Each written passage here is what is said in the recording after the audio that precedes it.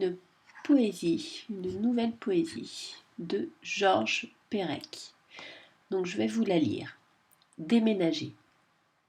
Quitter un appartement, vider les lieux, décamper, faire place nette, débarrasser le plancher, inventorier, ranger, classer, trier, éliminer, jeter, fourguer, casser, brûler, descendre, desceller, déclouer, décoller, dévisser, décrocher, débrancher, détacher, couper, tirer, démonter, plier, couper, rouler, empaqueter, emballer, sangler, nouer, empiler, rassembler, entasser, ficeler, envelopper, protéger, recouvrir, entourer, serrer, enlever, porter, soulever, balayer, fermer, partir. Georges Perec. Alors, ce qu'on peut remarquer sur cette poésie, c'est que tous les verbes employés sont à l'infinitif. Ce ne sont que des actions symbolisées par des verbes. Alors, on peut croire que les verbes sont du premier groupe uniquement, mais pas du tout. Il a mis quelques verbes du troisième groupe. Faire, recouvrir ici, partir, et puis me semble-t-il qu'il y en a un autre, descendre. Voilà. Donc, le titre est un verbe à l'infinitif, c'est une action. Il démarre sa poésie par la définition du fait de déménager. Déménager, c'est quitter un appartement, vider les lieux, décamper, faire place nette, débarrasser le plancher. Ensuite, à partir de inventorier, il démarre une progression de ce qui va se passer. Donc, inventorier, c'est faire de l'inventaire, des choses que l'on a dans son appartement ou dans sa maison. Inventorier, ranger, classer, trier. Éliminer, jeter, fourguer. Donc là, c'est la première chose qu'il démarre par faire.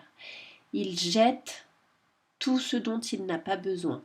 Ou bien il refourgue. Fourguer, ça veut dire donner à quelqu'un quelque chose dont on n'a plus l'utiliser. Casser, brûler. Ensuite, on voit l'action, encore une fois, du fait de descendre, déceler. Déceler, donc c'est retirer, en fait, c'est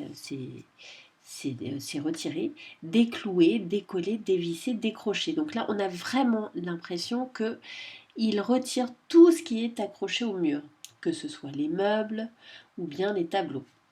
Débrancher, détacher, couper, tirer, démonter, plier, couper. On remarque ici qu'il a utilisé 2 fois le verbe couper, car pour lui, c'était une action importante et qui se répétait plusieurs fois dans le fait de déménager.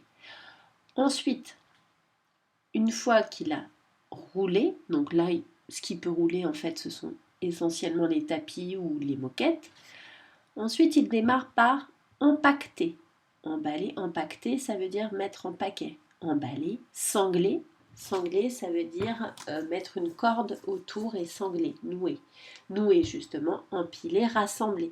Là, on a vraiment la sensation qu'il est sur la fin de son déménagement et que les cartons sont prêts à descendre. Donc, il entasse, ficeler, envelopper, protéger, recouvrir, entourer, serrer.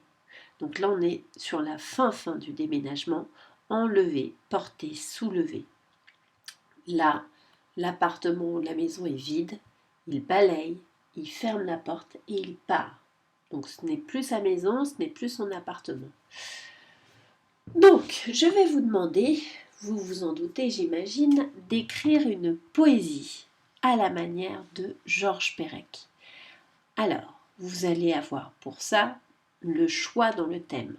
La seule contrainte, c'est que le titre doit être à l'infinitif. Et ça doit être une action générale que vous allez développer après dans votre poésie. Je vous donne des exemples. Il peut y avoir la poésie sur emménager. Donc justement, imaginez la suite de ce qui se passe avec cette poésie. Visiter, s'entraîner, voyager, cuisiner, bricoler. Ce sont que des exemples que je vous donne. Vous pouvez les utiliser, mais vous pouvez utiliser aussi d'autres thèmes qui vous plaisent. Ensuite, tous vos verbes devront être à l'infinitif, mais il devra y avoir encore cette idée de progression. Par exemple, Si j'écris sur le thème jouer au football, je ne démarre pas par marquer le but. C'est pas comme ça que ça va se passer.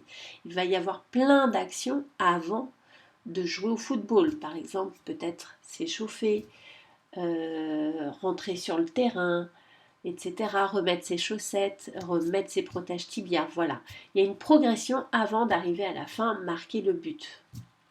Donc il faudra toujours avoir cette idée-là et essayer d'avoir ce déroulement dans sa tête.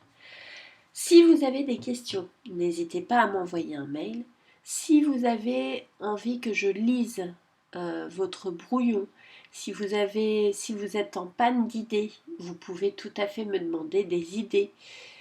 Si vous avez écrit un petit bout de poésie sur un thème qui vous plaît mais que vous calez, n'hésitez pas à m'envoyer un mail. Moi, je pourrais tout à fait vous aider, vous débloquer une petite situation. Voilà, j'ai hâte de voir vos poésies et je les publierai dès que je les aurai. Voilà, bonne journée et bon courage.